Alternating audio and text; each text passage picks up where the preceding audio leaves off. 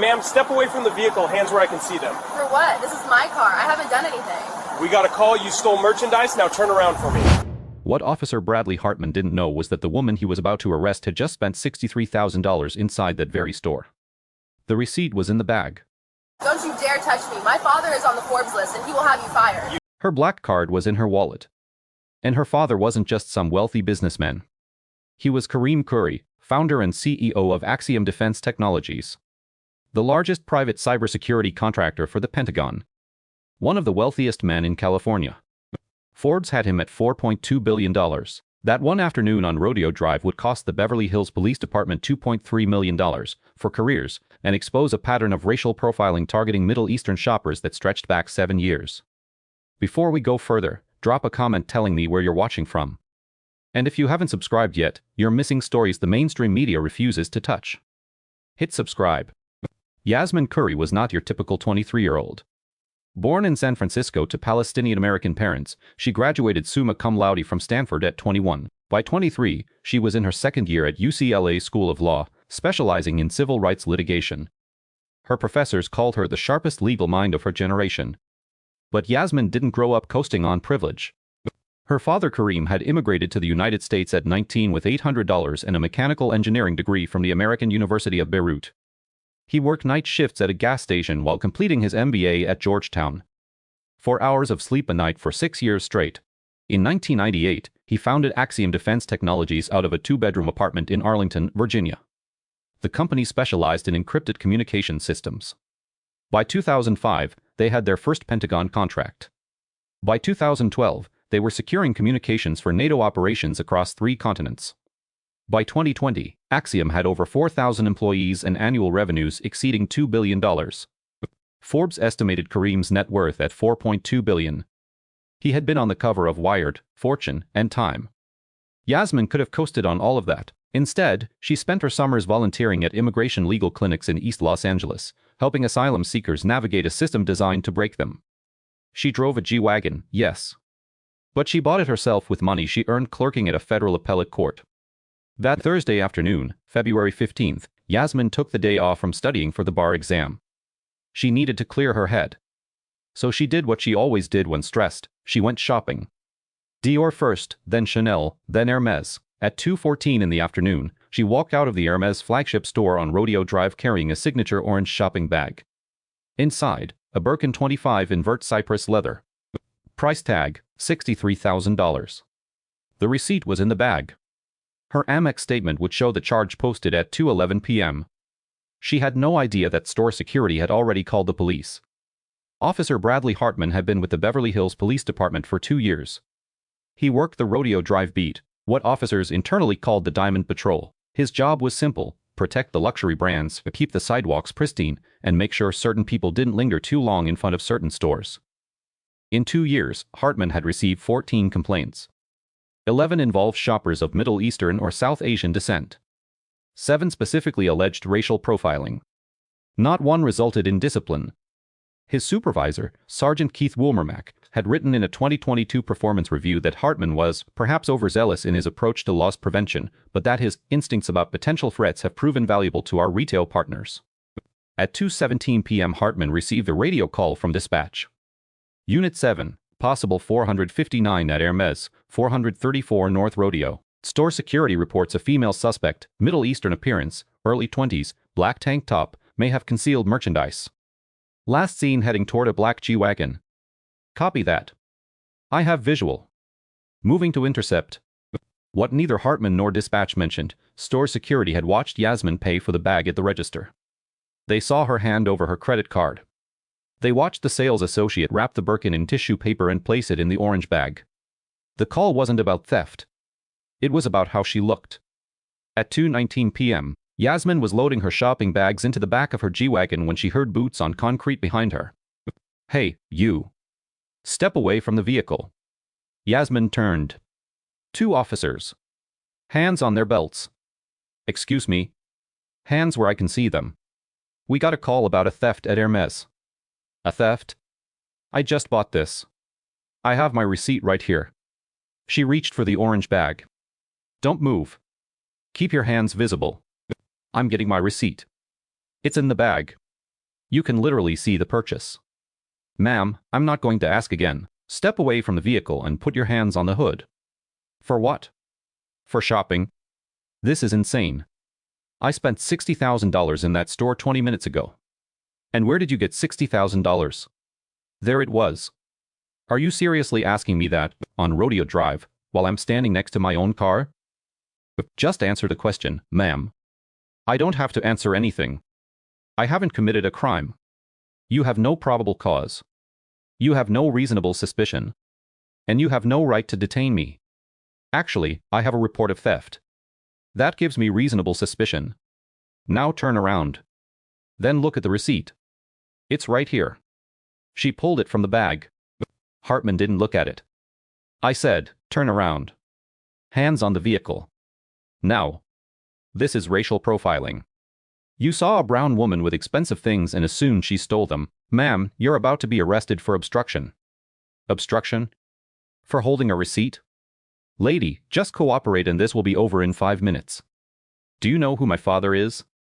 Kareem Khoury. Axiom Defense. He has the personal phone number of every police commissioner in this state. Sure he does. And my dad plays golf with the president.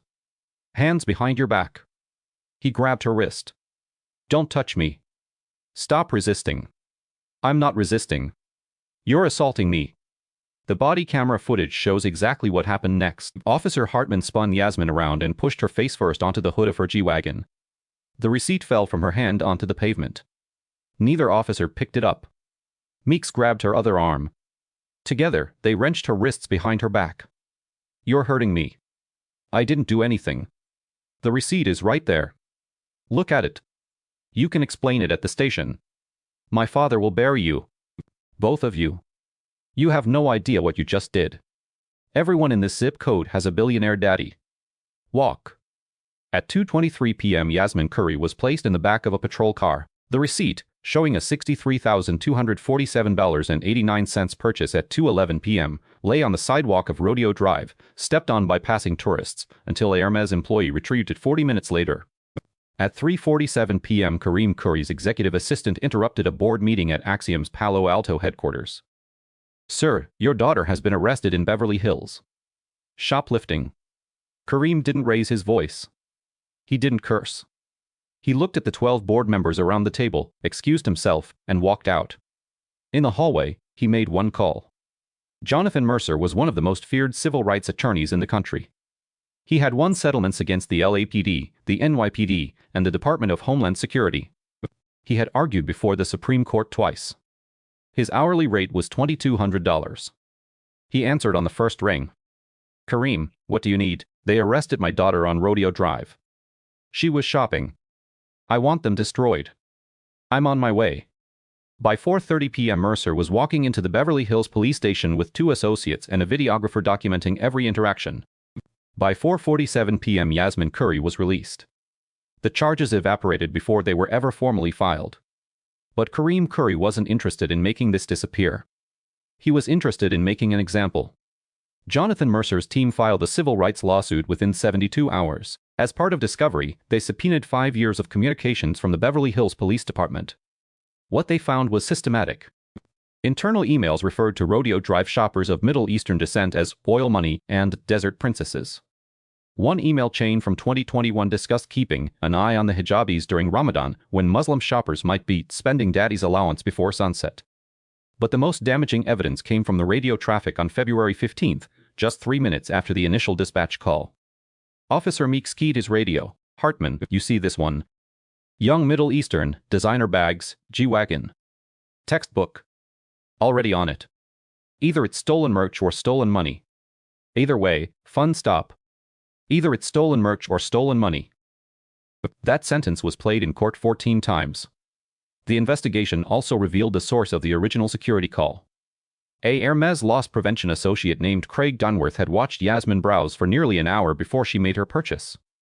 He admitted in a deposition that she had seemed nervous and kept looking around. When asked why he called police after watching her complete a legitimate purchase, Dunworth said, "She just didn't seem like she belonged there." His employment was terminated 3 weeks later. If you believe every customer deserves to be treated with dignity, regardless of what they look like, hit that subscribe button. We're about to get to the consequences. And trust me, they're satisfying. The city of Beverly Hills tried to settle quietly. They offered $400,000 and a sealed agreement. Kareem Curry declined. My daughter was humiliated on one of the most famous streets in the world, he told reporters. You don't seal that. You expose it.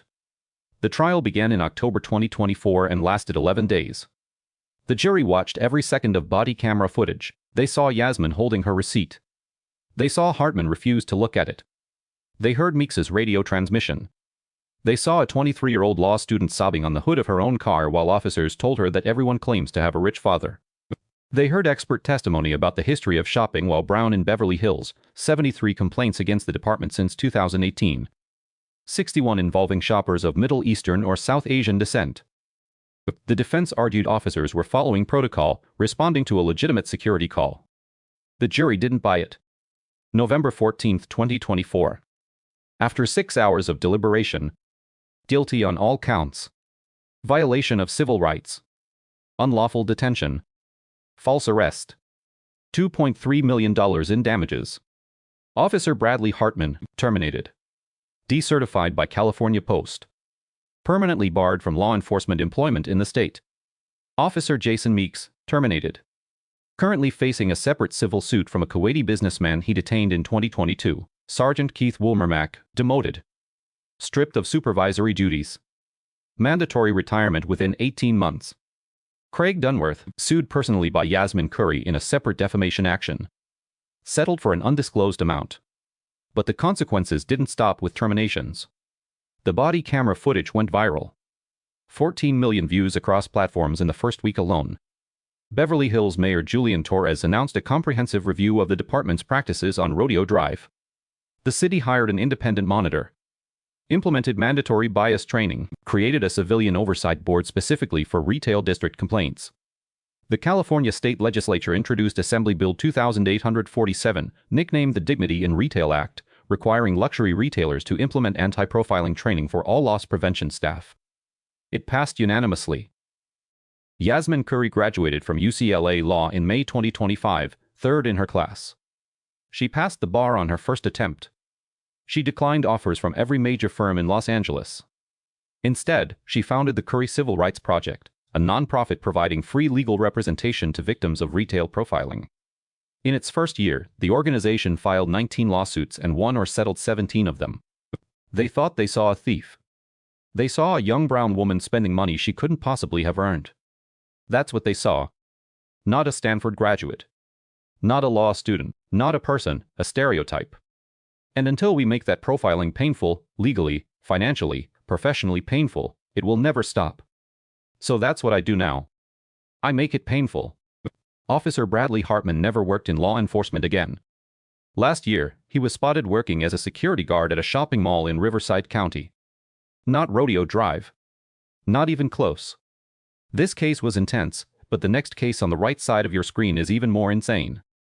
Click now before it disappears from your feed.